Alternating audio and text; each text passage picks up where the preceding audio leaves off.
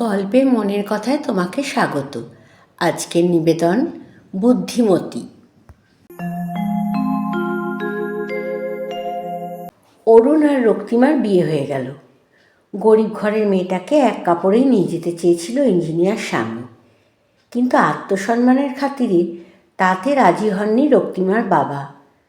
যৎসামান্য আয়োজন করে মেয়েকে বিদেয় দিতে চেয়েছেন তিনি।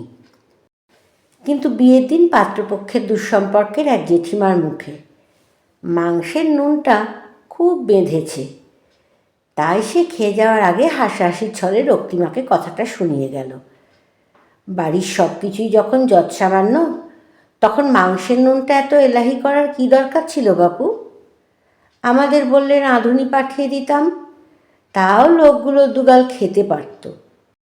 কিন্তু বুদ্ধিমতী মেয়েটি তার বাবার ছলছলে চোখের দিকে চেয়ে হাসি মুখে উত্তর দিল, জেঠিমা, বাবার বহু বছর হকারি করে সঞ্চয় করা অর্থ ঢেলে দিয়ে ঘাম ঝরানো টাকায় আজকে বিয়ের সমস্তটা আয়োজন করেছে। নুনতে পরিমাণ মতোই দেওয়া ছিল, কিন্তু তার পিছনে অনেকটা চোখের জল আর সারা জীবনের ঘাম লেগেছিল যে, তাই স্বাদটা একটু বেশি নোনতা লেগেছে হয়তো। সত্যি, তার উত্তর শুনে তার বাবা হাউমাউ করে কেঁদে ফেলল। জেঠিমাও মেয়েটির মুখের দিকে একভাবে চেয়ে রইল, উত্তর দিতে পারল না।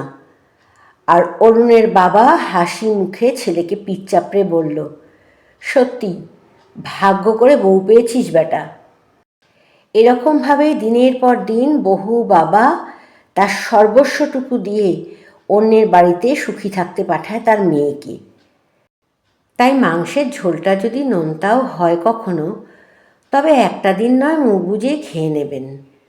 ওদের ভুল ত্রুটি খুঁজে দুটো কটু কথা শুনিয়ে নিজেদের ছোট করবেন না। কলমে গৌরব চক্রবর্তী।